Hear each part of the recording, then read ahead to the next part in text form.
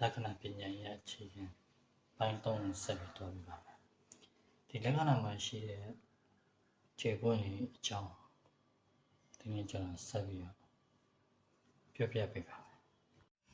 Okay ဒီတရင်းတွေဂျိုကုံမှာ start ပါလို့ရှိရင်မိမိကိုသူတို့ဘက်ကနှောက်ယှက်ဖြစ်စေလို့မရပဲမိမိရဲ့စီးစိမ်ကိုမိမိတယောက်တည်းခံစားရမှာဖြစ်တယ်။တရင်းတွေဂျိုကုံမှာ start ပါလို့ရှိရင်တရင်းတွေဂျိုကုံမှာ start ပါခဲ့လို့ရှိရင်မိမိအကျင့်စီအောင်မြင်နိုင်မယ်။အင်္ဂါဂျိုကုံမှာ အင်္ဂါဂျိုကုံအဖို့မှာ start ပါခဲ့လို့ရှိရင်စိတ်ပတ်ရေးရနိုင်ထူးချွန်တဲ့သူဖြစ်နိုင်မယ်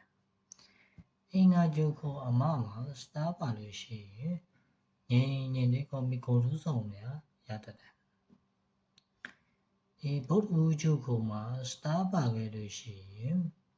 စီးပွားရေးကုန်သွယ်ရေးအကရဲ့ပညာလောကီပညာသိပ္ပံပညာဘက်မှာလည်းစိတ်ဝင်စားမှုဖြစ်ပြီးအကျိုးပေးလိုက်မယ်။ဂျာနာပတိဂျုခုံမှာ start ပါလို့ရှိရင်ဂျာ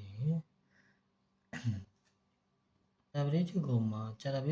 start ပါခဲ့လို့ရှိရင်